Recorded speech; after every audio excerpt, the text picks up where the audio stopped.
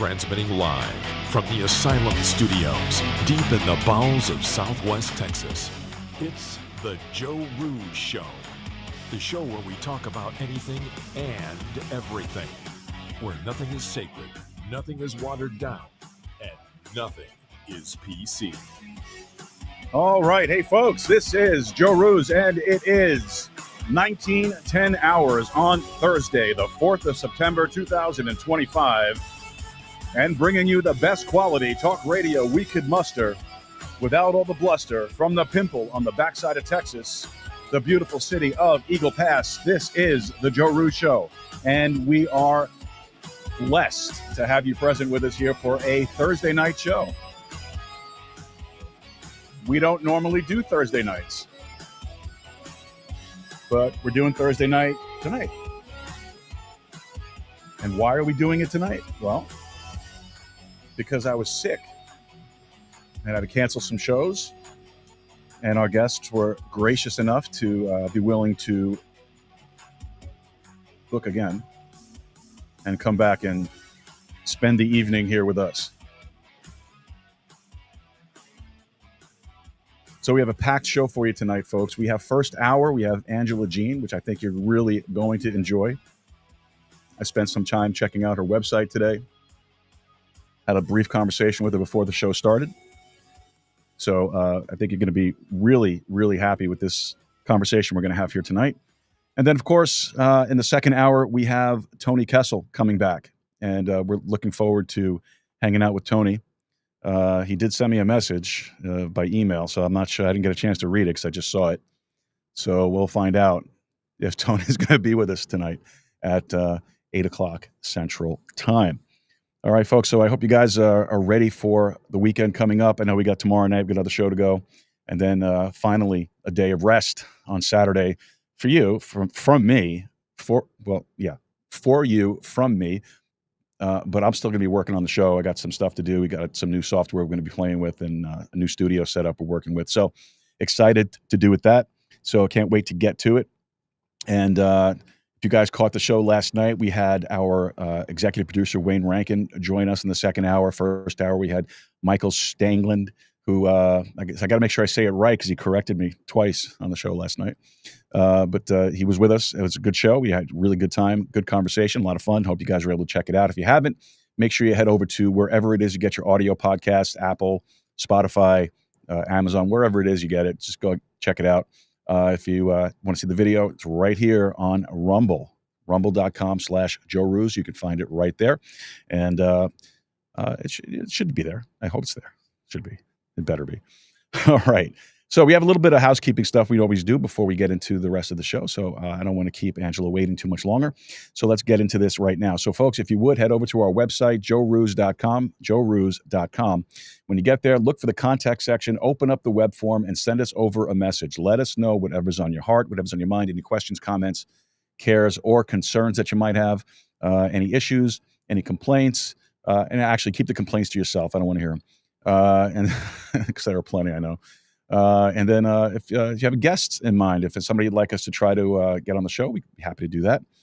Any particular topic you'd like us to discuss, especially if you want to talk about stuff health-related for our Tuesday night show with the CEO of Ezra Healing, Svetlana Rilkov, who joins us every Tuesday. All right. So also, if you would, when you're on the website, look at the support page. If you can help us out with a donation in any amount, we would really appreciate that. Now, remember, this is a value for value show, which all that means, don't get scared, all it means is that if you have received anything of value from the content that we're putting out, we're asking that you return that value in the form of a donation. And that donation could be your time, your talent, or your treasure, or it could be all three of them. We prefer all three. That would be nice. But if not, whatever it is you can do, whatever your means allow you to do, we would appreciate that. It's a big help. Most of our producers and our team here is all time, talent, treasure. So whatever it is you can do to help us out, that would be great. And also, don't forget to check out our new partner. Where is it? I keep on forgetting to put it where I can find it quickly. Where are you? There you go. Don't forget to check out our new partner, American Hemp Hub. I keep on saying pub. AmericanHempHub.com. Head on over there. Check it out for some great hemp-based products, and using promo code Rooz at checkout, you get free shipping on all orders over $40 and a free dupe tube. Check it out. You got to be over 21 though, so make sure you have your ID ready. All right, so it's AmericanHempHub.com, AmericanHempHub.com. Make sure you use promo code Rooz at checkout. All righty. And folks, as always, we always like to talk a little bit about our sponsors, Ezra Healing. Ezra Healing is a substantial part of the new wellness paradigm currently being born in North America and around the globe. The global citizenry are no longer satisfied with the sick care version of healthcare. Band-Aid medicine, endlessly treating symptoms rather than root causes, must be abandoned. And it must be abandoned as soon as possible. Patient-centric care must be the priority. We need to transition towards the do no harm model of private care that places humanity at the forefront of real health and wellness care. In this new model, your entire lifestyle is examined and analyzed to promote and support the totality of your body's integrated systems. Ezra Healing is a solutions-based health promotion and disease prevention grassroots movement that is always evolving to best serve you and your family. Now, for more information on Ezra Healing, just head over to EzraHealing.com. Should be up there on your screen, EzraHealing.com. And when you get there, make sure you let them know that you heard it here live on the Joe Rooz Show, so that they know that their money's being well spent. Okay, EzraHealing.com. All right, now I'm going to take some of my methylene blue right here.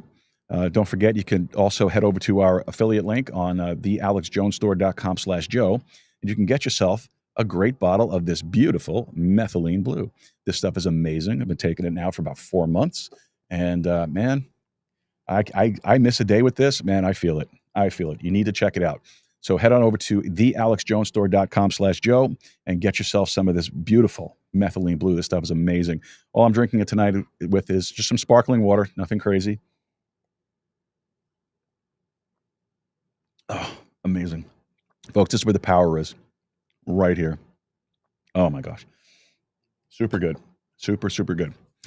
All right. Well, tonight's guest provides a unique look at how we take control of our bodies and reset our nervous system to become more confident. Angela Jean has mastered the art of transforming survival into unshakable sovereignty. Her journey began at 13 when trauma replaced textbooks and life's cruel curriculum taught her the language of loss after her father and sister suicide. Now, try to deal with that. Yet where others might collapse, Angela decoded her body's survival instincts, the silence, hypervigilance, and trapped fear, and turned them into a revolutionary science of reclamation. Rejecting performative healing, she developed a method that blends rhythm, micro-movements, and nervous system wisdom to rewrite subconscious patterns at their roots. Her mantra, "You are who you train to be," isn't a platitude, but a practice, guiding clients to bypass theory and access embodied truth. Ladies and gentlemen, I'd like to welcome Angela Jean to the Joe Rooz Show. Angela, are you there with us? There you go. Check, check. You're loud, 5 by 5, as we would say. I like it. Well, welcome to the show. Thank you. Glad to be here. Yeah, me too. You know, I was, like I told you earlier, I was checking out your website, and it's really very interesting. I don't know if this has any real relation to what exactly it is that you do, but you know, one of the things I used to love to do, and you can't do it anymore. Apple Podcast, but Apple used to have in their iTunes store, you used to be able to download these like binaural beats and things like that. Mm-hmm. And I would listen to those to help me sleep. I would get like the white noise, brown noise. I tried all these different things to see what they would all do. Yeah. So is that anything like what you do?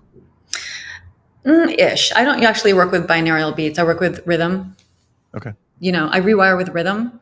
I know a lot of people use those on the background. I don't. I like to make it more fun. For me, everything needs to be fun. Okay. Well, that makes sense. After reading your bio here, that makes a lot of sense. Yeah. Well, before we actually get into all the hardcore stuff, as always, I like to ask a couple of basic questions when we get started here. The first one is, what's something that most people don't know about you but should? Yeah, so this is going to be the first time I've ever shared this. Actually, a big part of my methodology was born from the 10 years I spent working with Playboy, believe it or not. I learned that you can use the body to train the mind. Interesting. Yeah, it is. You work for Playboy. Okay. A very long time. And it's So, crazy how much I learned from that. Obviously, now that I'm older and I look back, I'm like, wow, like I say, every chapter of your life is training a different skill set that you can use if you learn to cultivate it and transform it into what you're doing. in totally get I totally understand that. And also just a side note to the audience. Yet another first on our show. So far, we've had a Playboy model. We've had in alignment with AI programmers, psychologists, theologians, a Nobel Peace Prize nominee. This is, we I'm telling you, we bring the audience the best possible talk radio we could do. This Yeah, but is, this is a hot girl suit. Trust me, I'm a total nerd. I always say this is a costume. you know what? I'll be honest with you, and I don't care what anybody thinks, but I think nerdy girls are adorable. I love that. Yeah. I like Anyone that knows me knows I'm such a nerd. They're like, I don't even know what this thing is that you're wearing, this costume, because it's so not you. All right, one more get to know you question. So what's your go-to beverage to help you unwind at the end of the day? Oh God. I'm a tequila on the rocks girl. Clase Oh, Azul on the rocks. okay, nice, Yeah, nice. I've been trying to drink wine lately and I do like duckhorn, but I like tequila. I'm always a tequila girl. No Okay, well, sugar. that's not bad. That's not bad. I'm not much of a tequila guy. I've had it a few times. It never really did much for me. I'm a bourbon guy. I like bourbons. Yeah. So, and I have very expensive taste in bourbons, so I don't do it often. Yeah. But, but, but yeah, so, I think I spent about 2 years at the bottom of a bottle of bourbon, but, it's been great. I love my bourbons, and, one of the things I always say is there's nothing better than sitting out in the backyard by the fire with a bourbon, a cigar, and a beautiful woman, so Totally. Just sipping on something. absolutely, Yeah. That's why I like absolutely. tequila. You sip. Yeah, well, do you sip it on the rocks or no? Or is that Yeah. you don't shoot it? No, no, no. On the rock. It's like you, expensive. So no, you sip it. Okay, yeah. You enjoy every moment, you savor every moment of it. Exactly. All right. All right. Now, Angela, you've been through some really difficult things in your life, Yeah. and, every one of those things put you on a path that brought you here where you are today. So what can you tell us about the impact of losing your father and your sister to suicide, especially? That's a horrific experience to have to go through. Yeah, and it was back to back. And the interesting thing about that was one we didn't know was going to happen, and one we knew was going to happen. You always think, oh, I wish I could have said goodbye. But then when you get to say goodbye, there's no great way to say goodbye. You know what I mean? Um, it put me on the path I'm on today. So I really try to focus on the fact that I am the chain breaker in my family. And because of the fact that I've been able to alchemize that experience, I'm able to help so many other people. So to me, it's very worth it. I don't really want to say that because I don't want to sound dismissive of it, but you know what I mean? I think that we have to experience trauma so that people can serve once Mhm. they learn how to alchemize the experience. You know what I mean? Yeah, I think I do. It's and especially, like you said, suicide is a very, very difficult thing to track. Sometimes you see it coming, sometimes you don't. Exactly. More often than not, though, you don't see it coming. Um, Especially with men. yes, Yeah. yes, I know what you're saying. I do. Unfortunately, I've had experiences with that myself. But, what did you first notice about, how do I put this? The survival instincts of your body. What did you first notice about that? The thing that I've always been blessed with, and I don't want to, everything I sound might sound aggressive, but this is just how I talk. The thing I've always been blessed with is anger. And because it creates this fighter in me that nothing's effing taken me down. And I'm telling you, that mindset has served me, saved me, protected me. It also causes trouble, obviously, but the anger in me has always kept me going. Like even when I was sad and so depressed, and I just couldn't sit in that without just getting disgusted with myself. And I'm like, get the F up off the floor. So I will say, my anger always served me. And my sisters didn't have that, so that's why one of them committed suicide and the other one struggles and is on prescription pills, and I'm not. because I Mhm. refuse to let anything take me down. So it's like people are always like embarrassed if they have anger issues. And I'm telling you right now, it is power beyond belief if you can learn to, harness that energy and transform it because it's packed with data. Mhm. What led you to start looking at it differently and trying to find a better way to heal?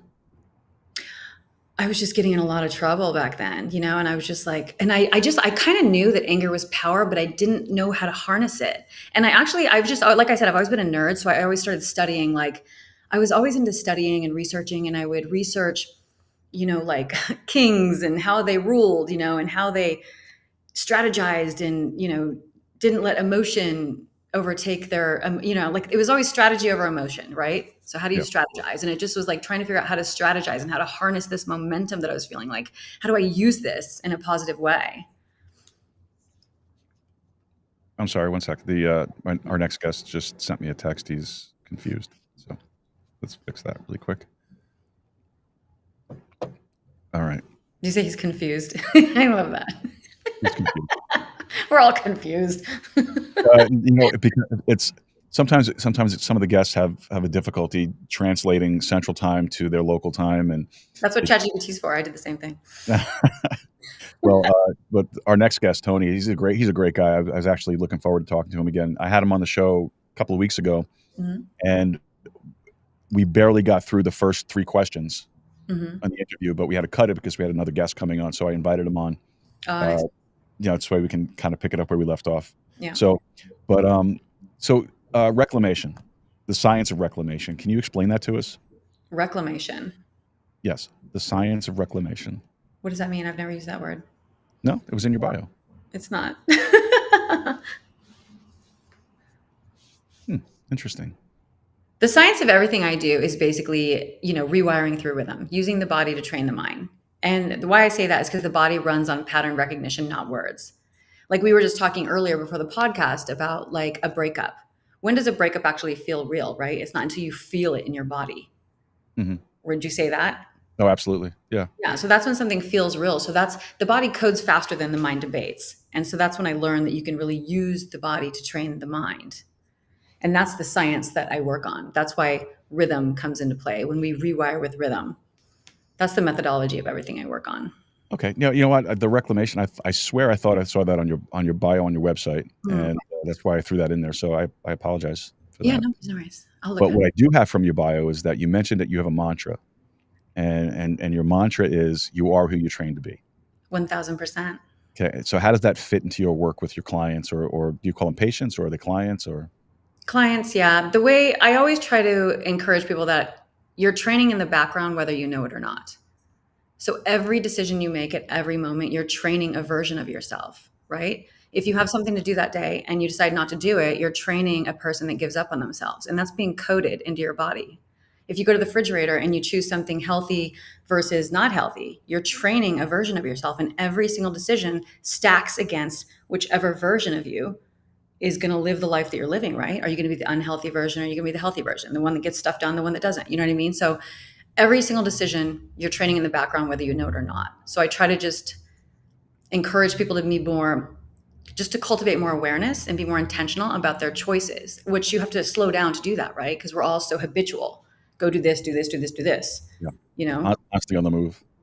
Constantly. Yeah. I mean, a big part of change is slowing down and being more intentional with every choice you make. I agree with you. I know from my personal experiences over the last couple of years. Yeah. Everything was moving at such a quick pace. I felt like I needed to just take a step back and just take a deep breath and just let things go and let things be and just let things move at their own pace and not try to keep up with everything. If I miss something, I miss something. It really, really helped me that to readjust the way I was living my life that way. Because now I'm taking time out. I'm enjoying things more than I was before because I was so busy running to and fro, back and forth, back from one thing to the next, from one big thing to the next big thing to the next big thing to the next, and it was exhausting. Yeah. It wore me down, and I needed to take that step back and just kind of. I guess I don't want to use the wrong terminology because I'm kind of new to this type of stuff, but I guess recenter myself. I don't know if that's a way to phrase it. Well, the majority of the world right now is left brain dominated, meaning logical, task driven, the masculine side of our energy, right?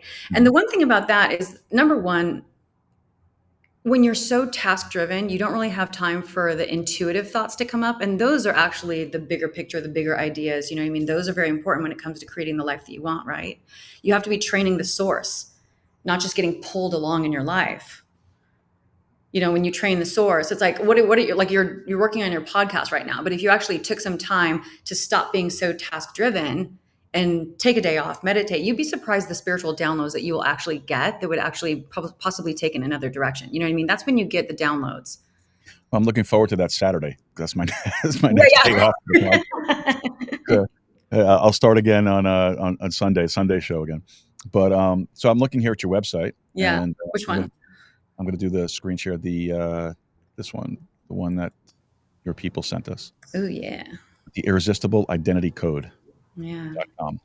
So, and the way it looks is that you help people in three main areas: love, money, and power.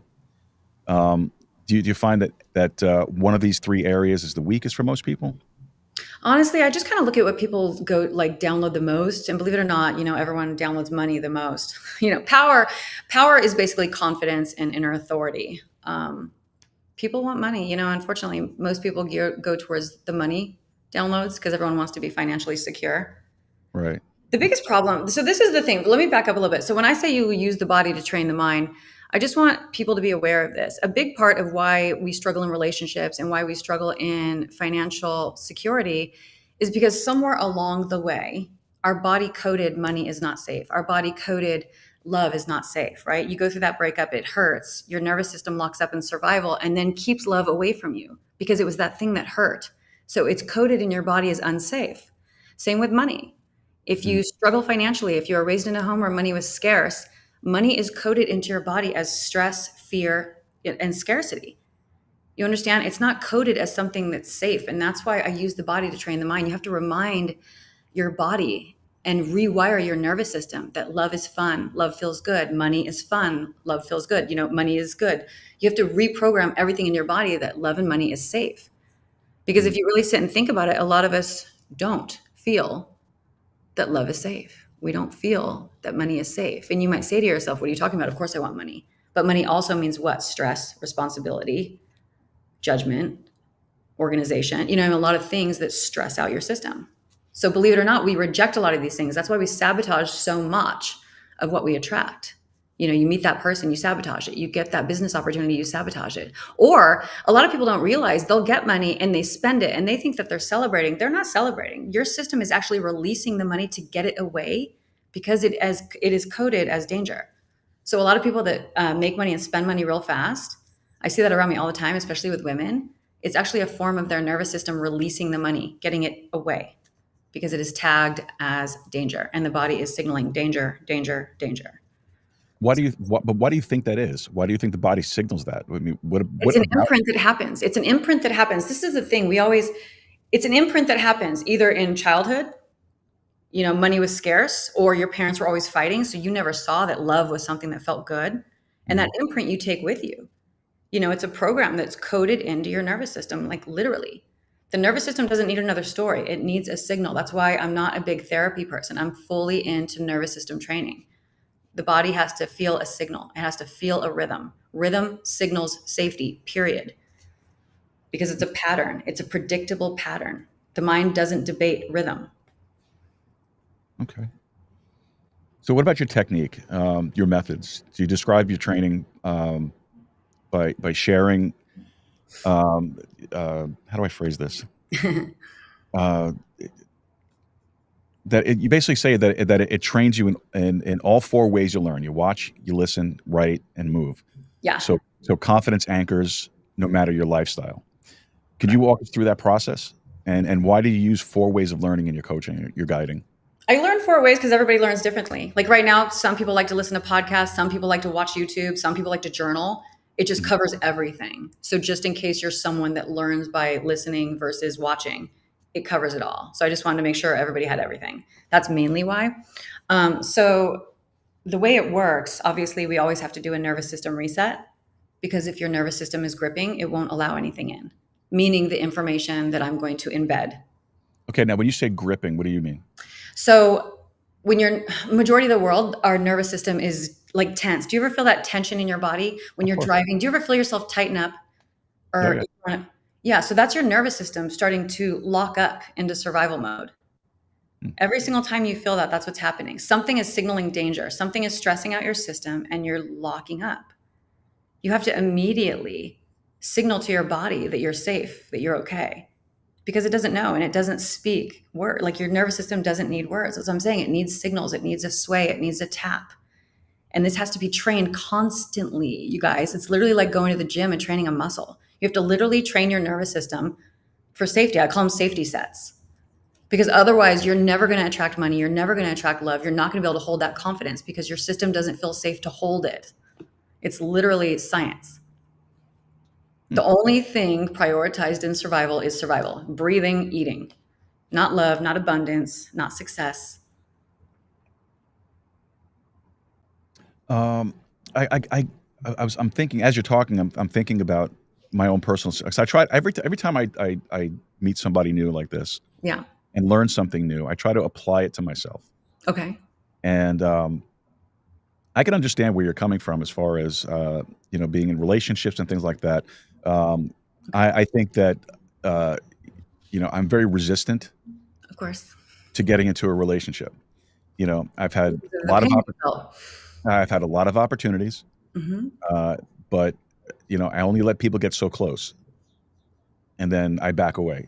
People say, "Well, that's because you're a Scorpio, so that's just normal for you." Scorpios are so deep and so loyal. It's because you got hurt and you're afraid to feel that pain again. So like I said, like your body has coded love as danger. It's not safe. So exactly what you say, you're sabotaging it. The minute you start to feel, like you probably start to maybe feel connection or feel that love, you're like, oh, get that away because that hurt. And I don't want to feel that again. It's so funny you said it exactly. You said it that way because that's exactly the way I've said it. I just can't do it. And it's disturbing in a lot of ways too, because you do eventually want to come out of that burrowed hole that you dug yourself into, but it's difficult. It truly is. And I don't know why I'm telling you all this stuff, but listen, let's go down the rabbit hole. So let's back up a second. So like the relationship that you ended, it doesn't matter what we talk about, right? It's all helpful to everybody. When we go through these breakups, and obviously there's betrayal involved or anything like that, it's like, I've been there too. Honestly, my entry point to transforming the whole experience was just literally making everything my fault, because then I felt like I was in control of the situation. And then it was just like, what role did I play in this? And why did I allow this? There had to be signs. We always say there wasn't, but there was. And then why did you continue moving forward? And it always circles back to lack of self-love, not wanting to be alone. It always circles back to us at the end of the day. You know what I mean? Did you have, anything? Oh, yes, because you just said a mouthful, to be honest with you. Sorry, I do. Because in looking back, after everything was all said and done, and looking back over the relationship, there were plenty of warning signs, plenty that I chose not to see or chose not to acknowledge. Exactly. And ask me what the reasons why I don't know. I really can't say. I don't know. But I saw them in hindsight. Like I didn't see them at the time, but looking back over it, I noticed these little blips on the radar that said, something's not right here. Something's wrong. Something's not right. When that realization came about, man, you want to talk about you want to talk about guilt. You want to talk about just depression. I fell into a cycle of depression that was just incredibly, incredibly difficult, because I always look at myself, my background, I told you before the show, is my background is law enforcement investigations. I'm trained to see things and see patterns and see how things work.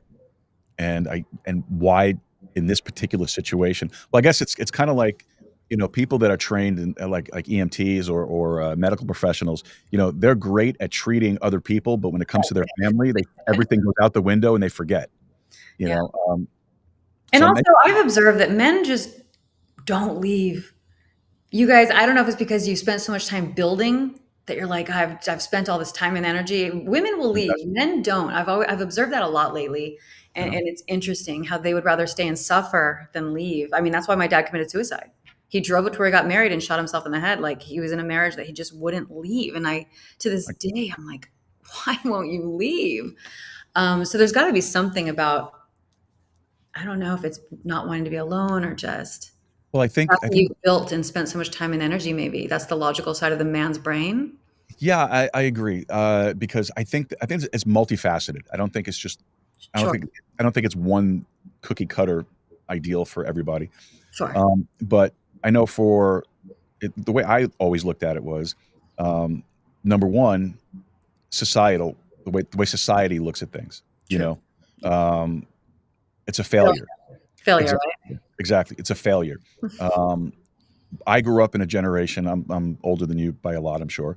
No, Uh, how old are you? I'm 55. I'm 50. We're good. All right. All right. All right. All right. So then you probably don't understand what I'm talking about. You know, I grew up in a generation, and especially I come from a traditional Italian Sicilian family. Mm, You don't give up. You don't walk away. You make it work. No matter right. how long it takes, no matter how much effort you put into it, you make it work. So, so I think that's one thing. You know, feeling that here's my heritage, and this is the way I was raised and brought up, and you don't do those things. You fix things. And I think guys want to fix things. They don't like to just let them go away. Guys like to fix. Yeah. And then on top of that, then you have, depending on what your religious background is, there are some religions that frown very, very heavily on divorce and breakups and things like that. So then you have that on you.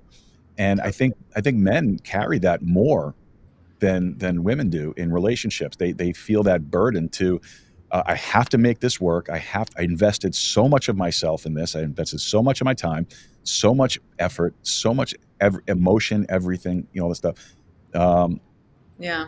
That it's hard for a guy to let go. And I'm not just talking about myself. I'm talking about guys in general. Oh, I see it everywhere. And especially at my age right now, I see so many men that really want to be divorced and they just won't. You know what I mean?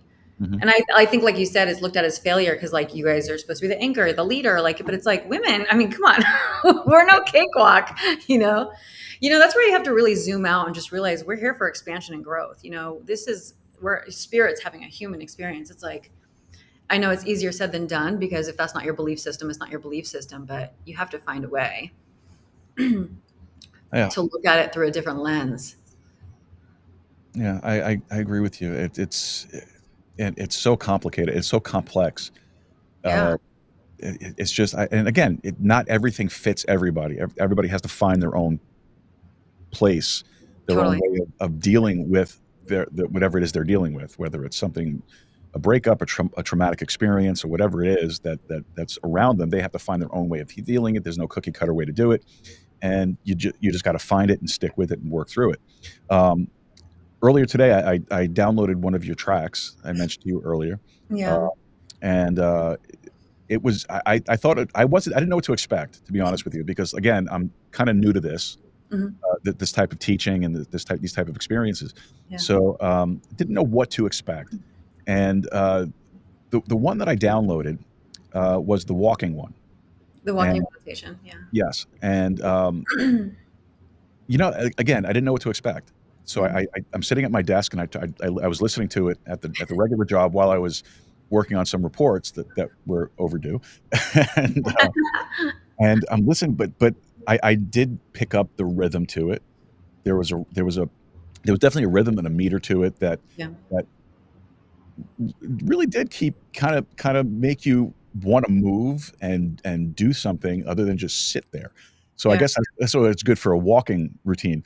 But uh, when you're doing these things, what time of day do you typically recommend clients use those type of rhythmic patterns and audios and meditation? Would meditation be the appropriate term I for like some to call them activations. I think it's activate? more of an activation, yeah. And I like the morning and the night. Like the morning, set your day, and the night to close your evening.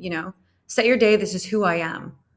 Okay. before the energy of the world hits you. And then at night, close it up. This is who I am, because that's when your mind, like the last 5 minutes is when your mind is the most um, programmable, because you're getting ready to go to sleep. Now, what about during the course of the night? Like I said earlier, I would listen to those binaural beats and things like that over the course of the night to sleep. Yeah. Would you recommend listening to something like one of these recordings in the evening, like while you're sleeping, or is this something that you should just strictly work on while you're awake during wakeful hours? I do sleep meditations as well. They go more into ASMR. You know what I mean? I really like ASMR, the whisper. I definitely have sleep meditations, but that's an added layer. I really like the activations where you're intentionally involved, you're moving your body, Okay. you know? What do you think about light therapies? Like, I've been reading a lot lately about people using red lights to sleep at night, and different color lights for different type of sleep and things like that. Do you Yeah, get into any of that I mean, stuff? I've used it for like saunas and beauty, but I haven't used it I haven't really got into that yet. I haven't, believe it or not. No? Can't Okay. imagine like putting UV rays in your, I don't know. I'm trying to like remove all the, UV rays and radiation from my body. Like, it has to be plugged in. I mean, well, I guess if it's plugged in, you're not getting the radiation, right? I'm not really. Oh, we lost Angela.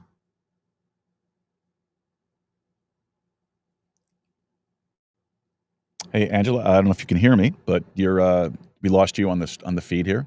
So we'll wait for you to pop back on. I hope we just lost you.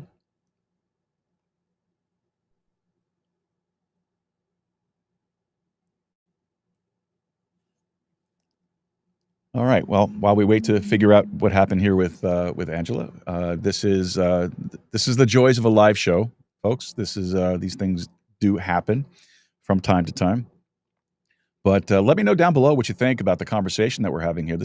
I find this stuff really fascinating, and like I said to Angela, this type of thing is new to me, so I'm not exactly sure, uh, if I'm questioning the right thing. So if you have any questions and you're listening, you're watching, drop it in the live comments, the live chat, or you can drop a comment down below, and we'll get to that one a little bit later on.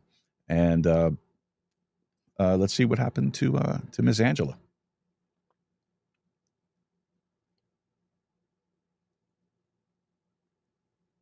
All right. Well, while we're waiting, folks, don't forget this is a live show, weeknights 7 p.m. Central Time, and Saturdays 3 p.m. normally, and Sundays at 6 p.m. Central Time.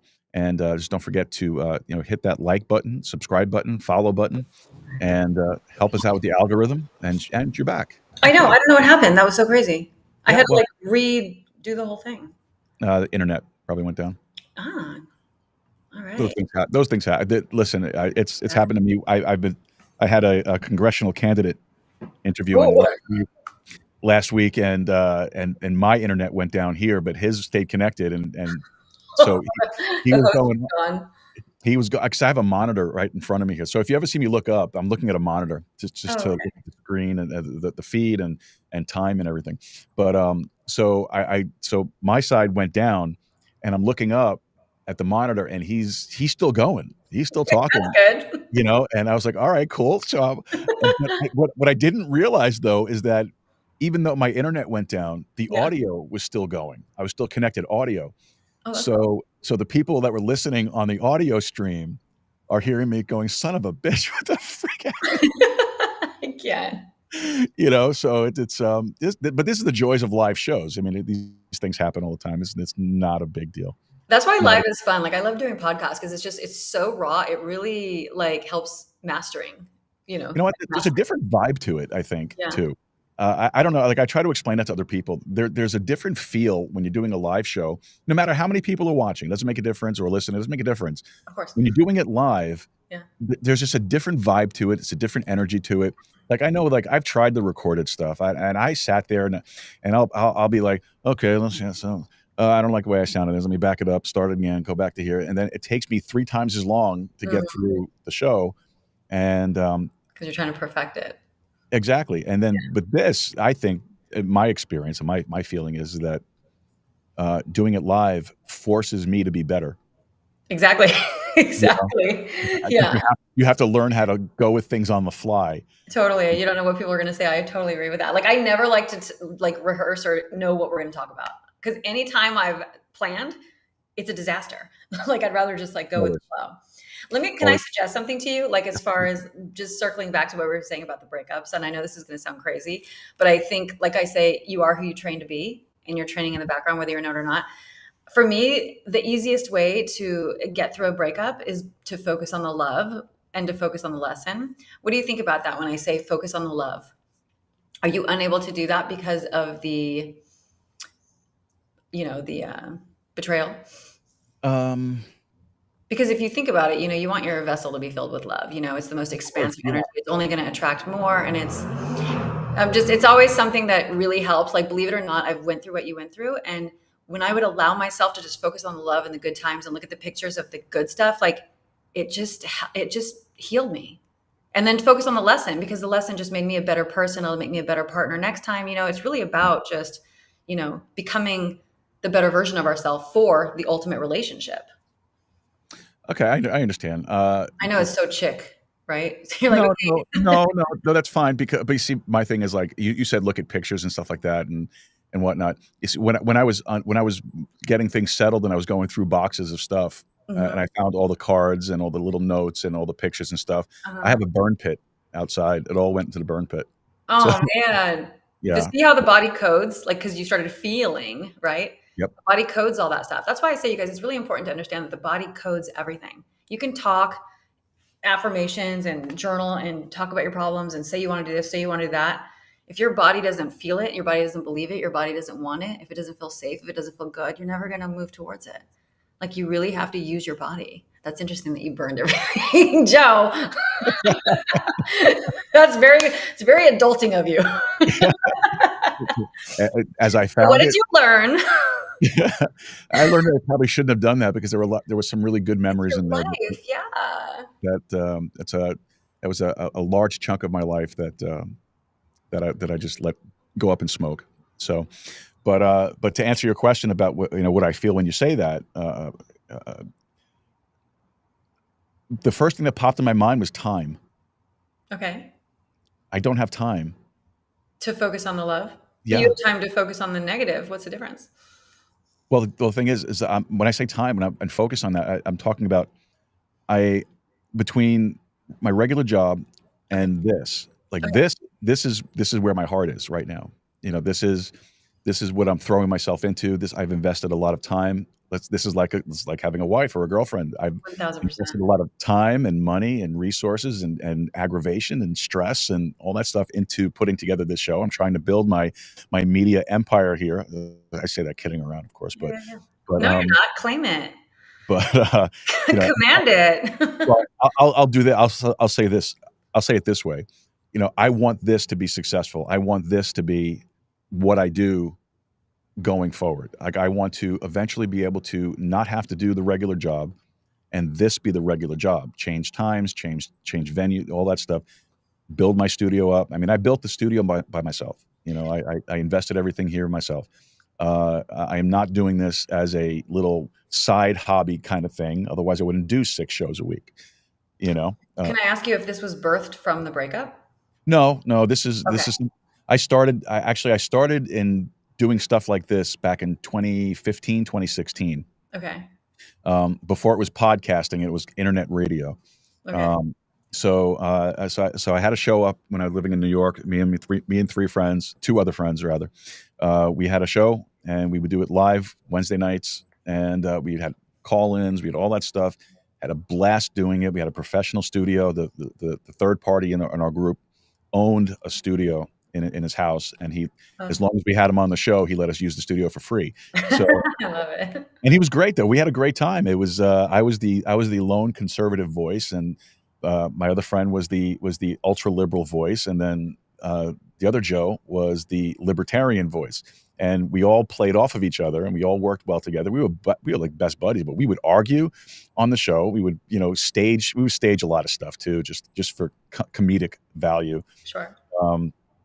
But we had a great time doing it. It was a lot of fun. And then when I moved here, the technology really wasn't there yet or it was good enough yet where you can do it remotely like this. Yes, yes, yes. So we stopped doing the show, and then I tried doing it once or twice on my own, but it just didn't go anywhere. It didn't feel the same. And then about 3 years. No, I'm sorry. No, it's more than that. It's been 3 years, so it's about 6 years ago.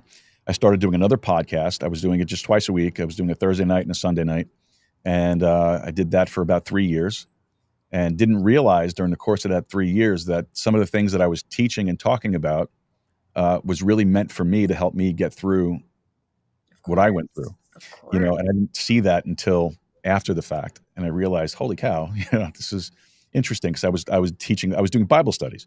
I love teaching. I love teaching the Bible, so I had a blast doing it. And I did that for about 3 years, and I took a break in this past November, so it'll be almost a year ago. And because I came down with what they call preacher's block, what I call preacher's block. I couldn't come up with an idea. I got stuck. I ran out of, I just couldn't put something together that was coherent. Right. So I took a break from that, and then I started doing this. And then this was originally intended to be, I'm not looking to do a steady thing. I'm going to do it once in a while, whenever I feel like it, whenever I get the itch to do it. I'll get somebody, I'll do a show with somebody, I'll record it. I'm not going to do it live. I'm not going to invest the time and the effort into all that stuff. Yeah. And then somehow, some way, it went from doing it whenever to doing it twice a week, and then 3 times a week. And So then you do like commitment. You love commitment in relationships. somewhere along the way, yeah, as long as it's on my terms, I guess. Exactly. I'm not going to be the push around anymore that I used to be. But Good. See, it's evolution itself. that's why I shaved the head. Oh, My yeah.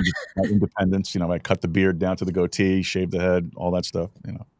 So if you look at, I don't know if I can show it to you, but if you look at this picture, let me get to it. Where is it? I'm probably going to screw up the whole thing now. Kick me out of the podcast again. Oh, no, but because the like I remember earlier I said up, we're changing Saturday. I'm be working with some new software, new studio setup. It's more stable than the one I'm using right now. So sometimes when I flip screens, it pixelates my screen. So, Oh, yeah. But let me see. So, nope, can't see it. Okay, You're gone. Oh, there you are. Okay. try this one. All right. So do you see that? Your banner? Yeah. Yes. All right. That picture, that Yeah. was. Right. Of course. That was in November. That just Oh, wow. passed. So, bit of a difference. So, 1000%. It's a So- form of a new identity. See your identity training. yeah, there you go. Okay. No, it is. It's true. We're constantly becoming a better version of ourselves if we want to. You know what I mean? Like, that's what I say, you guys. We have to take these life experiences and use them to become a better version of ourselves. Like you said, you're not going to be a doormat anymore, nor should you. Yeah, exactly. And Right. some people can't take that. Like I tell this it's a funny story, but Boundaries. yeah, boundaries for sure.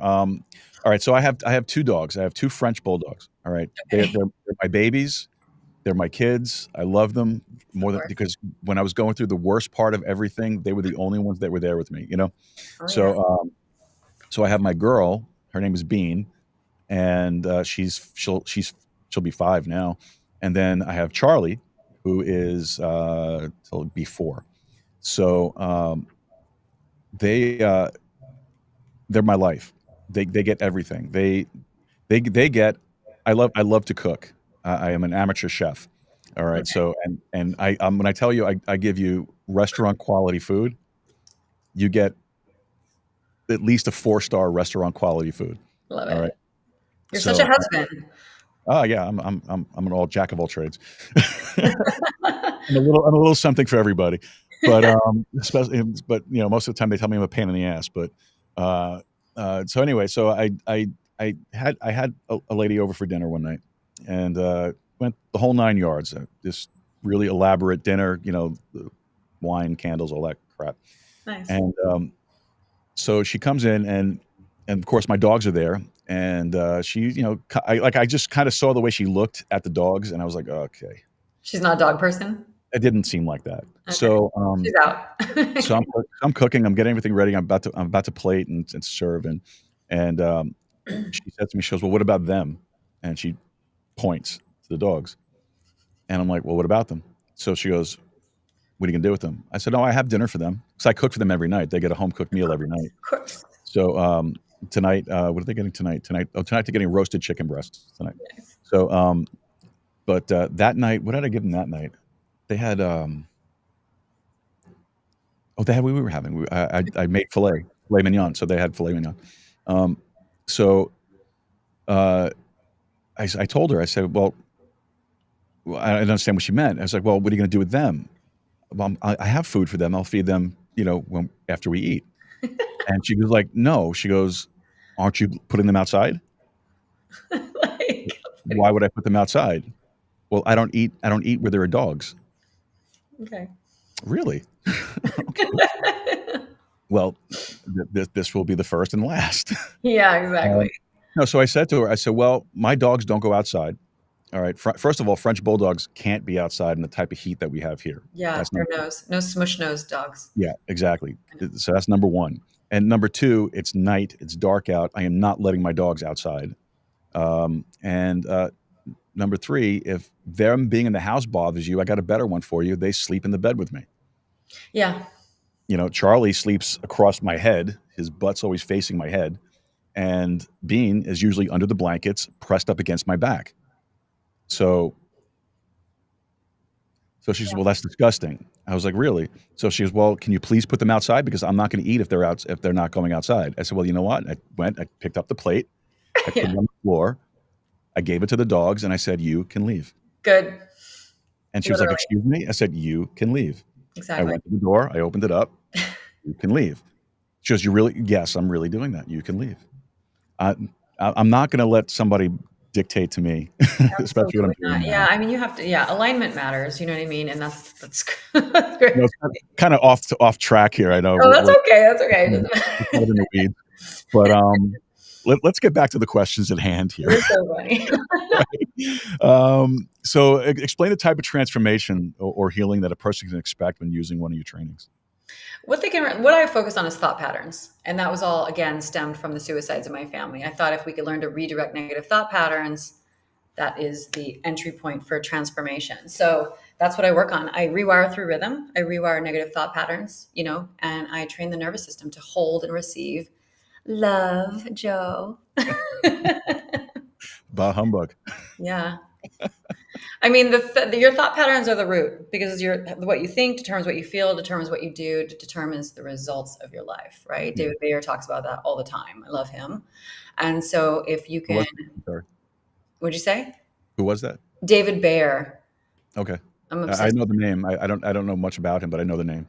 He's so good. But anyways, yeah, I mean, so I rewire negative thought patterns, that's the root of transformation. How long does it normally take to restore the nervous system and help bring you out of survival mode? If someone is consistently doing the work like they're supposed to do, which, morning and night, I say 30 days. 30 days, you will definitely feel transformation. Within 2 weeks, you'll definitely already start thinking differently. Like the way you think about love, the way you talk about love or money, whatever it is you're working on, all of a sudden that shitty thought that would normally come up when you think about that is missing. It's literally like you're searching for it. It's interesting how easy it is to rewire thought patterns through rhythm and repetition. We complicate healing. We complicate change. We complicate transformation. There's a lot of science in my audios, but that's a lot to get into. Like the mind likes triads. It likes threesomes, I say. Yeah, I know. 2 is not enough and 4 is too heavy. So the mind loves 3s. Ready, set, go, beginning, middle, end. So a 3 feels like a complete circle. So the patterns I work with are in groups of 3, and then I use words that bypass the mind's defenses. Like there's a lot of science that goes into what I do. Well, Nikola Tesla said that if you can unravel the mystery of the 3s, the 3s, 6s, and 9s, you can unravel the universe. Yeah, I know. And and think of what in energy and frequency, right? Mm-hmm. And my audios, raise your energy, change your frequency, because your thoughts have a frequency. You know, when you're thinking a shitty thought, you don't feel good. You feel low. Like if you're sitting around people that are talking with negativity, you don't leave there feeling good. Versus if you're sitting having like a power meeting with someone talking about business and making money, you leave feeling like high vibe. We know energy. We know frequency. We're talking about it all the time. We always say, oh, that person had a bad vibe. Oh, that place had a bad vibe. Like we know, we just aren't connecting the dots.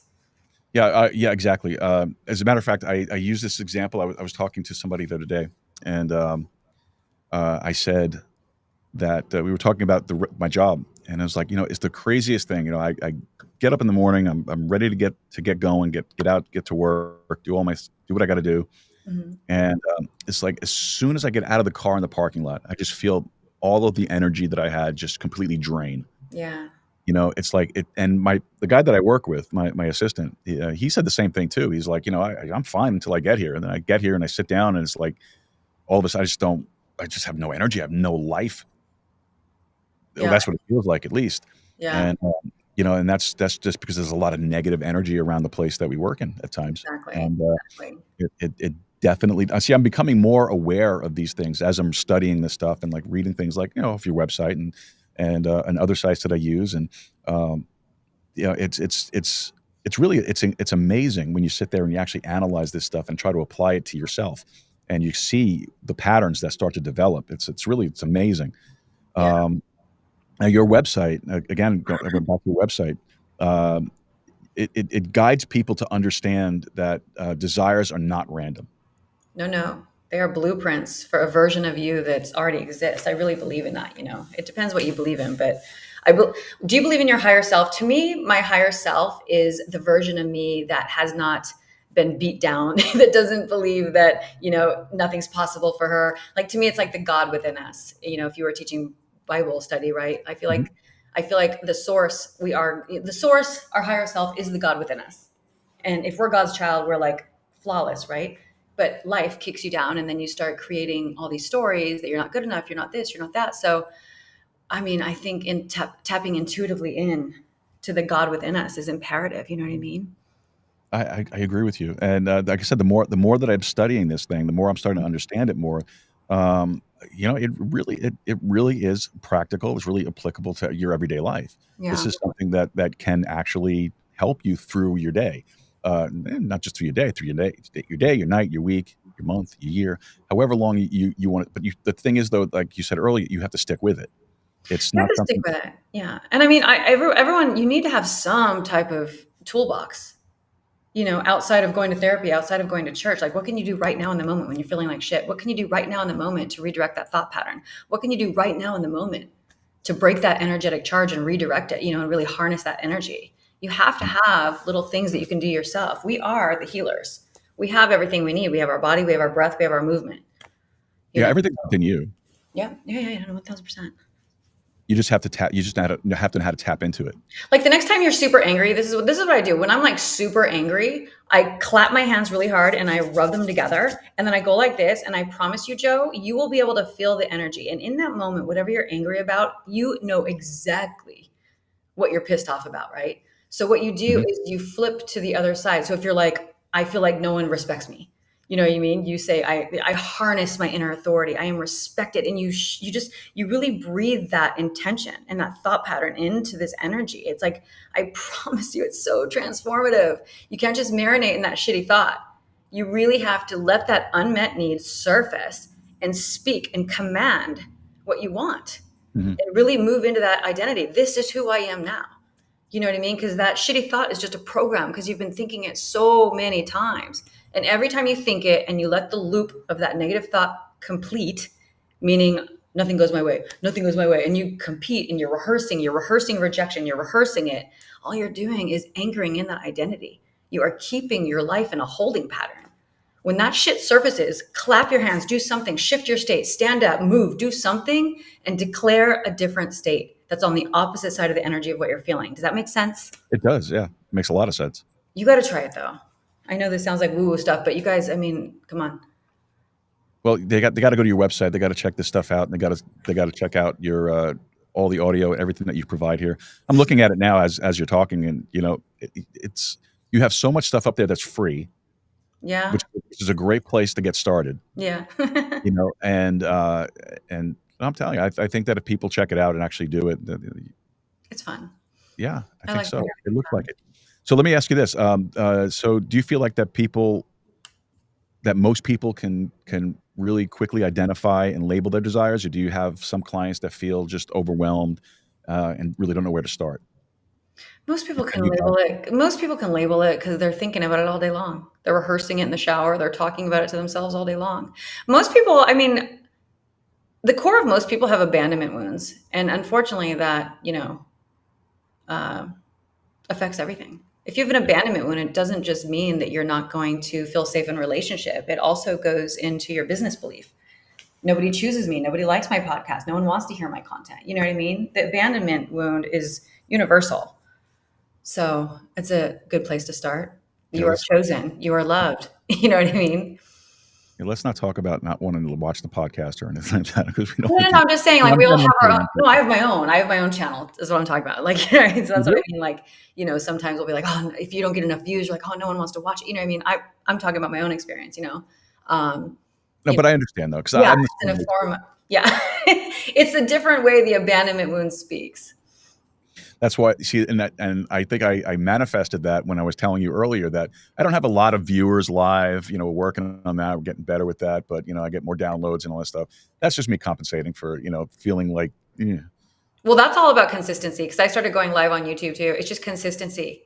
Show up at the same time every time. You have to train people that you're going to be here in this time and show up and be responsible, like your relationship, like the way you cook for your dogs every night. It's no different. It's love, love, love, love.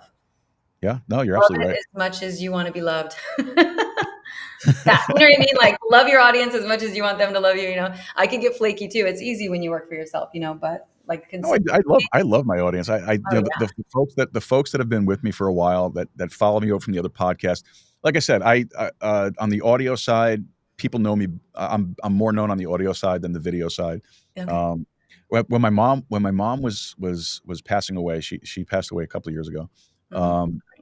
I had asked her, I was like kind of goofing around with her. I said, "Hey, Ma," she was laying in the hospital bed. I was like, "Mom, what do you think? You think I should do a video cast, or should I just do podcasts? Just stay with the audio?" Because she would listen. She would listen all the time. And she sick as anything. My mom's sense of humor was still classic. Yeah. She was like, she's like, "Joseph, you're my firstborn." She was, "And you know that I love you." And I'll never forget how she said it. She was, "I love you more than anything in the world." I said, "Yeah, Ma, I know." She goes, "But you have a face for audio." I thought it was going to be the opposite. No. I thought she was going to say, "You're so handsome. Of course you need to turn the camera on." Like, "No, you have a face for audio." No, you don't. You're so handsome. This is not true. Mom. But I was like, I knew what she meant, because I know she was on playing around with me. So I said, "Well, all right." So then I started doing video stuff, and she would watch it, and then she would criticize it. She was like, "Do you know what you do with your mouth when people are talking and Yes, Mom, I know." Oh my God. "I know, Mom, I know." She goes, "And make sure you trim around your ears because the hair was hanging over the side of your." Oh my God, so cute. It doesn't matter how old you are. Mom is mom. Totally.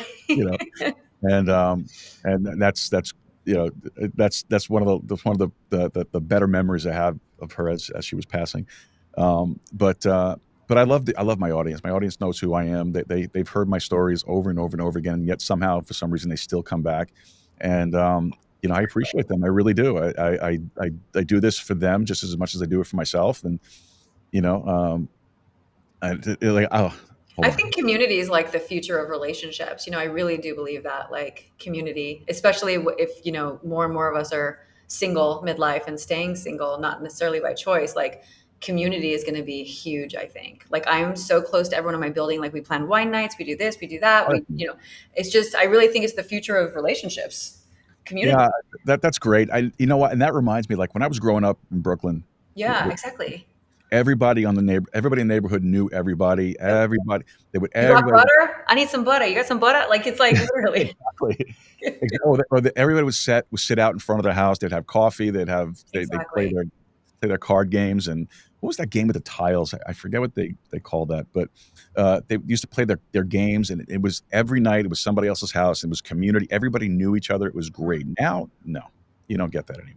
But you can, you're doing online now. Like, you have your online community. I do, believe it or not, here in Miami, I have built community in this building, so you can, but that's what I'm saying. Like the podcast have become like these online communities where it's just like love, light, sharing, Yeah. so it's really, Yeah, absolutely. Let me see. So I can't believe we're almost to the end here already. bell, bell. I know. And my 8 o'clock guest is not checked in yet. So What's the tattoo on your arm? this one? Mm-hmm. That's a cross. Let me see. Oh, wow. That's a big one. Yeah, well, it's covering something. So Oh, someone's name. no. I had Okay. I had a smaller piece here, Okay. which was the astrological sign for Scorpio. Okay.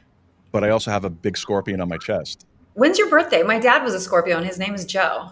November He's 20th. November 4th. 20? I'm the 20th, yeah. Okay. So, Well, so I have a big scorpion tattoo on my chest right here. Yeah, And then I had the astrological sign for Scorpio down here. And I was like, you know what? yeah. What redundant. But the rest of the story of it is that when I got this, the smaller one, the Scorpio tattoo, I was working. It was the day after I got it, so it was still raw. I was working out in the backyard at my house in Staten Island, and I came across something I had never seen before: poison sumac. Never saw it. Didn't know what it looked like. I know poison ivy. I know what regular sumac is, Okay. but I never came across poison sumac. And it's interesting because it's not native to Staten Island either. So there was this little house, the previous family that lived there, they built this little house, like a playhouse, that was in shambles. It was falling apart. It was very, very old, and it was covered in this stuff. So I'm out there. It was like 90 degrees, humid, and I'm pulling all the sumac and stuff off, sweating. It's all the little pieces, the oils and all that stuff got into the fresh, even though I had it dressed, but I was sweating so much, the poison got into the tattoo, the fresh tattoo, and I ended up having to go to the hospital because I was going through anaphylactic shock because my respiratory system was everything was shutting down. I had to get pumped with steroids and all that stuff because I was, poisoning myself. So after that happened, it got really like just nasty looking. It didn't look right. So I ended up deciding to just cover it. So it never healed. So no. Like if you were here, you'd see it. You could still see it. It's all raised up. It's like scarred and it's really in bad shape. So sexy. So I got this. And Just kidding. I got that there. But I got them all over. I got this one. I got one here. I got my Don't Tread on Me. I got my Appeal to Heaven. I got my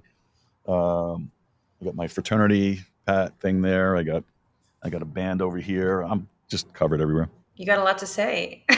I'm going for another one, probably 2 weeks. So what is it going to be? I'll put one over here. It's going to be a runic, a Norse rune. Mm-hmm. It's going to go over here. It's going to be my initials, JR, and I'd have to pull it up, so I don't have it directly in front of me. But the two letters they have a meaning. Let me see if I can find it really quick. Yeah, it's on my phone, but they have a very specific meaning, and so that's why I want to do it. The J and the R does outside of your initials. You're saying? I'm sorry. Say it again. It has a specific meaning outside of your initials? Yeah. Okay. So the J is called the Jera rune. It signifies cycles and rewards for effort, prosperity, and harvest. I love that. And the R, I don't know if I'm pronouncing it right, but it's called the Rito rune. Represents travel, movement, journey.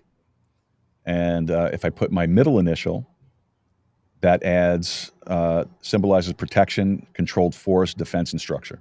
Oh, I like that. So I don't know if you can see that, but that's kind of what it's going to look like. I don't know. Oh, that's cool. Yeah, I can see it. Okay. So yeah. So that's next on the horizon here. Nice.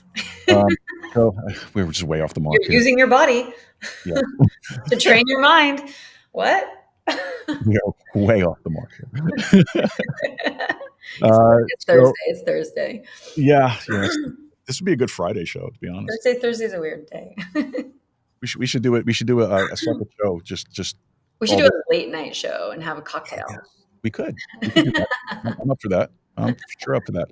Do it on a Friday night, Saturday night, something like Yeah. that. Yeah, we definitely do that. I'm down Pretty for that. fun. Well, I had sent an email to your people, so they have my contact info, so you could always Okay. reach me out and get it from them. Okay. Um, so we'll start to wrap up here because my next guest has not checked in yet, and Okay. I already hear Charlie scratching at the door. You know what's funny about him? Yeah. And people catch this a lot. He knows when I'm wrapping up the show. Yes. He does. It's like I don't know if it's an eternal clock or whatever it is, but Babe, everything is a pattern. Don't you understand? He's no, I trained. I don't know because I have the TV on in the living room Yeah. for them so that they can watch the show. I don't know, and I don't know what I say. Oh no, when I go out there, they're both sitting on the couch facing the TV, watching the TV. Well, she is. He's usually at the door here, but he I don't know if I say something or whatever that triggers him to come to the door here, and he starts barking and howling at the door That is so cute. for me to let him in. Time's up. So yeah, exactly. Time's up, up. Dad. He's hungry. He wants to eat. Yeah. So what do you hope that the audience walks away with tonight? That you can use your body to train the mind. That everything you want is on the other side of safety. Okay. Everything you want is on the other side of feeling safe about it. And I know that sounds chick woo-woo, but if you could signal safety to your body, you can attract love, money, confidence, everything that you want to step into the life that you desire. Chick woo woo. Have to write that down. Because talking, you're so masculine. I feel like such a girl when I'm like, everything's on the other side of safety. No, but it really is, you guys.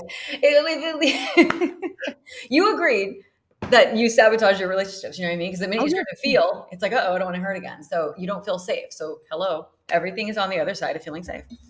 And to me, it makes sense. Hopefully that everybody else does too. All right. So who is somebody that you respect right now, and what are they doing that inspires you? I am all about David Bayer right now. I kind of switch my thought leaders just because what I love about him is he's sticking to his methodology. He talks about quantum physics. He's not wavering. This is his message. A lot of people don't get it. I get it. And I just love the fact that he's not shifting at all. I shift around a lot based on what something says to me. You know, if someone doesn't get it, I'll try to shift it and dumb it down. I love that he just sticks to his messaging. Just meaning like whatever your belief is, it doesn't matter if people see it, believe it, stick to what your vision is. All right. Is there anything that we didn't cover tonight that you want to? I mean, there's tons, but you know, it's that time. Well, we can save that for the late night show. We should do a late night show. I'm telling you. I want to get, and I want to talk about love and relationships. Okay. And intimacy. We'll do that for sure. Just make sure you reach out to me. Let me know. We'll get it scheduled. So let's see. So where can we already told them, but so where can the audience go to learn more about you, your trainings, your social media? Where can we track you down and stalk you? I mean, follow you. You can stalk me. My social handles are Angela Jean Chat. Okay. But my website is Soul Sync Sessions. So that's a different website than what I have. You have the irresistible identity code. It all goes to the same place. It doesn't matter what you type in. It all goes to the same place. I got everything pointing in the same direction. Oh, okay. I do that too. I have like 4 domains. Yeah. They all point to the joerooz.com. Exactly. So. Exactly. Right. And that's how you change your life. Everything has to be pointing in the same direction. What you think, what you feel, what you do. Isn't it crazy how you do those things subconsciously without realizing it? Which one? Pointing things in the same direction. Well, hopefully. When everything's pointing in the same direction, life flows. Things happen. Doors open. I agree. All right, Angela Jean, thank you. Thank you for being here tonight. It was a real pleasure to have you. I really enjoyed it. A lot of fun. You made me laugh, which is great. I don't laugh. Well, I do. On the show, I laughed a lot. Outside the show. I like making people laugh. Well, you did a great job. So, folks, our very first Playboy model. See, this is why I don't bring it up, because then it's just magnified. Lord have mercy. You throw that on me 5 seconds before the show. I'm like, oh, shit. I don't know. What? Well, you consider yourself lucky. I don't usually tell people I'm going to ask them that question. I just throw it out. I mean, but then again, if you see, look. Sorry, my ring light's back there. That's okay. Fine. Serious moment here. See, as a host, I'll check out your stuff. I'm not saying you specifically. I'm just saying people in general. So as a host, I check out your stuff. I would hope that before you come on the show, you at least check out a couple of shows to see what it's all about.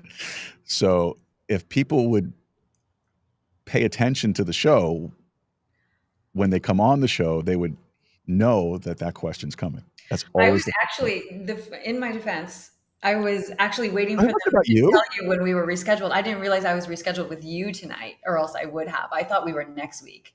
Oh, There's really? a little yeah, my calendar is like stacked, and I didn't realize it was you tonight until like an hour ago. I was like, oh my God. Literally, I got a text from them and I was like, oh my God, because I thought we rescheduled it for next week. So that's Oh, in my no. defense. No, it was tonight. And Yeah, I didn't realize it was you because I was super excited. I was like, oh, that show. I was like, oh my God, it's that show. I'm like, oh well, no. we've scheduled a few times actually. This is like the Not because of me. well, one was the first one Really? was yes. Okay.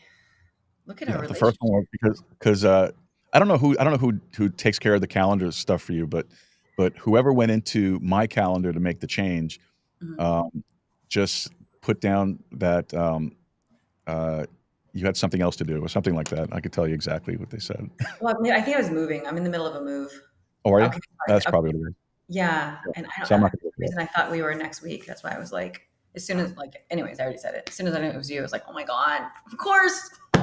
No, it's all good. I'm I'm glad like you cooking made a ribeye. I'm like, oh no, it's that guy. Oh it. shit. And that guy. Literally, I was like, oh my God, I wanted to prepare really good for that guy. And I'm like, I'm cooking a ribeye, and I get a text from them, and I'm like, oh, it's that guy. Ooh, ribeye. You having a ribeye tonight? I love ribeyes. It's like my new thing. It was really. I was actually thinking about. I was trying to decide what I was going to do for dinner tonight, but I have. And I cook for a little dog too, so I got you on that one. What do you got? He gets whatever I get. So tonight No, he had no, ribeye. He had ribeye, white rice, and corn. what kind of dog? Oh, he's a little Pomeranian. He's cute. Oh, Poms are cute. I like Poms. He's 12 though. I'm a They're senior dog mom. They're good. They're good footballs. I'm kidding. I would never. I love dogs, so I can't do that. I'm trying to decide what I'm going to do for dinner tonight. I didn't take anything out for myself, but I have these great pork loin chops that I like to wrap with bacon. And Okay. I, Pork. yes, well, it's mom and child. So, well, don't people eat chicken soup, right? So they throw chicken into a pot, they boil it with chicken broth. True. I mean, come on. Got it. So I was thinking about either the bacon wrapped pork chop or pork loin, or I was going to do a New York strip. Love New York strip. But I did New York strip night before last, so I don't know if I want to do it again. I'm a creature of habit. I can literally have a ribeye every single night. Oh yeah, I'm the same way. I love my steaks, so I could do it every day. But I don't know. I'm kind of fiending for pasta. I haven't had a good pasta in a while. I make a with a bunch of Italian, like a legit Italian group here, and they have taught me how to make pasta. It's nothing like the Americans make it. Oh my God, it's no, not at all. Not at all. I mean, I came from a Sicilian family in New York. On Sunday mornings, my grandmother was up at like 4:00 in the morning making the sauce. Yeah, they don't even make sauce. They're like olive oil, like the ones, at least my people, that's like olive oil. They don't even use sauces. Oh, yeah, no, I do that. You know what I do? I do totally way off here. I do a fried ravioli as like an appetizer. So what I'll do is I'll get fresh ravioli. I don't like using the frozen stuff. I'll get fresh ravioli. You just boil it up for like maybe 3 minutes. And then take it from there. You throw it into a skillet with olive oil, salt, pepper, garlic, Italian seasonings, whatever you like. I like heat, so I throw some red pepper flake in it, and the olive oil. If I didn't say it already, and you just fry those up. Does it get crusty? Like it crusts? Oh yeah, it? yeah. It gets nice and crispy on the ends at least. Dumpling then. And then you plate it with some fresh parsley. My sister likes to throw a little fresh lemon juice on it also. Oh, but that to me that's not traditional. So I like traditional stuff. So I just leave it the way it is there and just serve that thing with some fresh grated Parmesan. Or I like to use Parmesan Reggiano, the king of Parmesan. It is the best. And then I serve that. You'll get like maybe like four or five of those little ravioli as an appetizer before the main course. I love it. And then for the main course, I like never met a noodle I don't like. That's what I always say. My nickname is Carby Barbie. Carby Barbie. I eat so much pasta. My friends are like, "Where do you put it?" Because I'm like so tiny. I don't know. I could live on pasta. I make a killer Sunday sugo. Killer. And because I like flavor, so I like to play with flavors. I like to experiment with flavors, and I've been using the last few times I've made my sauce. I've been using this very inexpensive Cabernet to put it in the sauce, and it comes out so nice, and it has a nice lingering after flavor, but it's not overpowering, but it's just there, and you can just God, it's so good. Nice. So I like good. it. I've never cooked with wine. The Italian. Do you ever put they told me to put a vegetable bouillon cube into the pasta when I was making it. It's interesting how it kicks up the flavor. I thought that was interesting. I've never done that. Yeah, I thought I don't believe in throwing anything with flavor into the pot with the pasta while it's cooking. I think it's with the pasta, or was it with the zucchini? I'm not really sure. It was just in general. I just thought I could see that with zucchini. In the zucchini. Okay, maybe that's where I put it. Maybe I put it in the wrong pot. Unless you're making zucchini pasta, which is like like just zucchini with olive oil and like garlic, literally, and you just let it cook forever. It's like a ton of olive oil then, and then you transfer the pasta into it. And I think the bouillon, was in with zucchini, but it's good. Right. It's so Do you know what Italian penicillin is? What is it? All right. Italian penicillin is a pasta called pastina, which is these little itty bitty stars. Okay. You boil that. Well, everybody makes it a little different. The way I do it is I boil that, and then I take once that's cooked, and it's pretty quick. It's maybe like 5 or 6 minutes in the pot. Take that off. I throw an egg. Okay. Mix that in. Gets a nice creamy texture. Parmesan cheese, salt, pepper. I'll put some. I said Parmesan cheese, right? Mm-hmm. I'll do that, or I'll throw some fresh mozzarella, and just kind of mix that in there, and it comes out so nice and thick, and it's comfort food. But everybody does it different, though. The problem is you don't need a wife. You got your kids. You cook for yourself. You got your baby with your podcast now. It's like you're good. When I was married, I did most of the cooking. So yeah, overgivers always attract takers. Yeah, it's hard though. If it's good to be a giver, but the thing, I love to do it. I love to cook. I love. Yeah. And the thing is with me too is I'll cook for everybody, but I won't eat. I'll make sure everybody else is taken care of, and I got that from my grandparents. That's how my grandmother, my grandfather were. Every Sunday we would have the whole family at Sunday dinner, and you're talking. You had like 15, 20 people, and just sitting around the big long dining room table, and just talking over food and talking over each other, and you think you're arguing, but we're really not. It's just Italians. We talk loud and. I have a Greek girlfriend. I'm like, she's not screaming. This is just how she talks. Everyone's like, why is she yelling? I'm like, she's not. She's Greek.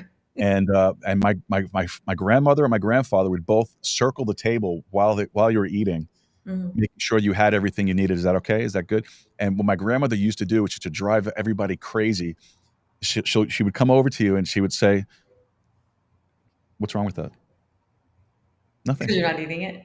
Well, how come you're not eating it? Well, I didn't get to it yet. Well, what is it? There a system to it? You got to eat. Joseph, eat. And then as I got older, I love my grandmother. She was the best. She would say to me, she would make food and she would put it in front of me. I'm like, Grandma, I'm not hungry. I'm okay. I promise you I'm good.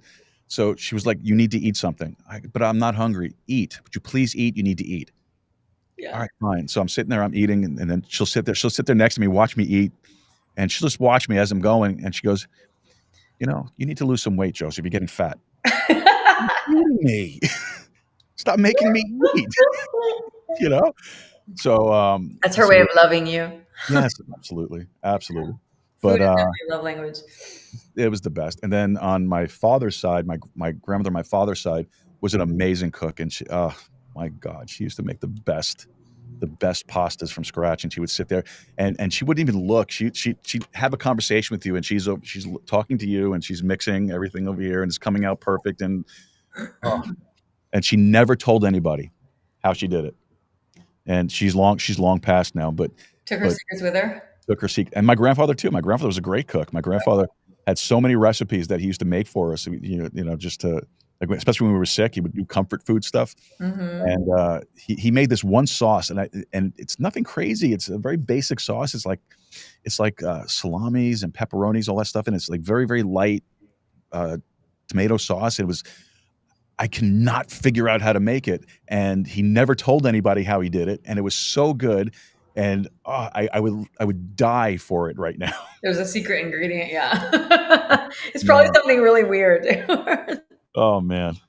Well, all right. Well, you know what? I don't think my 8 o'clock is going to make it. So let's wrap this thing up here again. Angela, thank you so much for being here tonight. I appreciate it.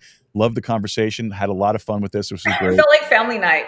Yeah, exactly. You see, that's the type of show that I like. I don't want people to feel like it's such a formal, rigid, you're going to be serious about everything. Let's just talk, man. Just have a good time. And one of the things that I always say at the end of the show is I have this little thing I go through. It's about, making Texas independent again, go podcasting, keep a steady stride. And the last thing I always say is keep talking. You have to keep talking. Yeah. Once communications comes to an end, that's when everything's going to collapse. Keep talking. Whether you agree with real quick, like when dating, that's my number one rule. Everybody, get on the phone. Don't text. One text to schedule the call. Get on the call. You got to talk. You got to hear someone's voice. Got to stay connected. God, no! I hate talking on the phone. What are you talking about? This is technically talking on the phone. I know. That's why I hate talking on the phone, because I do this. It's like I have a texter. You don't take me for a texter. I used to be a very big texter. Now it's like I look at a text and I'll go. You got to be careful with text, because everything's up for interpretation, and based on how messed up someone's life has been, you don't know what they're going to hear. Oh yeah, no, for sure, for absolutely sure. God.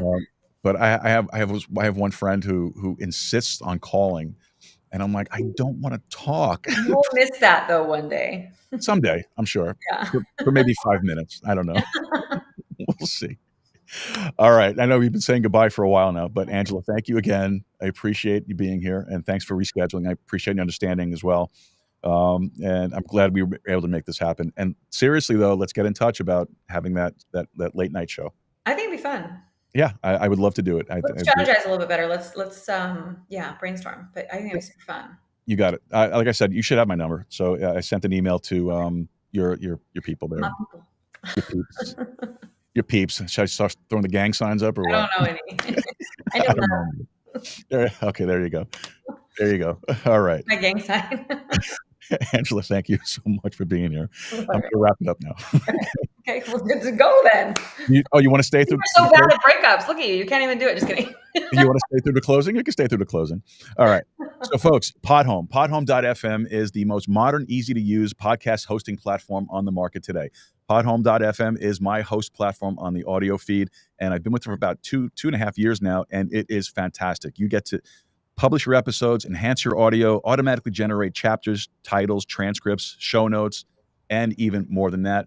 And another added bonus to it is you can even podcast live. So get on podhome.fm. It's a great platform. Oh, and by the way, if you don't have your website, Podhome will give you a website. They'll even set it up for you. And if you have a domain and you don't want to take the time to set up your own website, you can bring your domain over to Podhome and they'll take care of it for you too. All for the one easy subscription of $15.99 a month. That's just $15.99 a month. And folks, listen, I've been on other platforms. I've been on the bigger name platforms. You don't even get half of what you get from Podhome at 3 times the amount.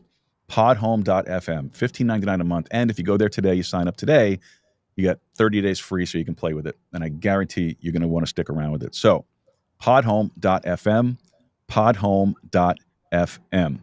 All right. And just a couple of quick ones here. So don't forget to head over to the website, joerooz.com. That's joerooz.com. When you get there, a little pop-up is going to come up on the screen. That's for the programming announcements email list. get yourself on the email list. We don't sell your information. It stays with us. We're not going to spam you. We're not going to send you a bunch of stuff you don't want. We're only going to send you information related to that day's shows. Okay? And the best part of it is it's free, which means it don't cost you nothing. So head over to the website, joerooz.com, sign up for the programming announcements email list. Get on the list, stay in the know. All right. Socials, don't forget to follow us on Twitter or X or whatever you want to call it. Is at Joe Rooz. Everything is at Joe Rooz except Instagram. Instagram is not Joe Rooz. And the reason why, just for your benefit, the reason why it's not Joe Rooz is because I didn't even finish the sign-up process and they banned me as Joe Rooz. Don't know what happened or why, but they banned it. So I just used the same email, same phone number, same everything, just put not in front of my username and they accepted that. So not Joe Rooz on Instagram. If you want to find me on TikTok, which I don't know why you would, I don't even use it, joe.rooz. And we're back on Getter, Gettr, Getter at Joe Rooz. All right. As always, our shout outs to our executive producers, Wayne Rankin, Rosanna Rankin, Carolina Jimenez, and Marissa Lee. Thank you so much, guys, for all that you do. And of course, to our producer, Anonymous Angela. Thank you guys so much for what you do. You're donating your time, your talent, your treasure, which helps keep this whole thing going. So thank you so much for that. Now, if you want to get in on the act, you could go over to our support page on our website. You could do a one-time donation in any amount, a recurring donation in any amount, or you could sign up to one of our producer tiers. Associate producer is $17.76 a month. Producer tier is $18.36 a month. Executive producer is $25 up a month and more. All producers get the shout out on every show, like you just heard.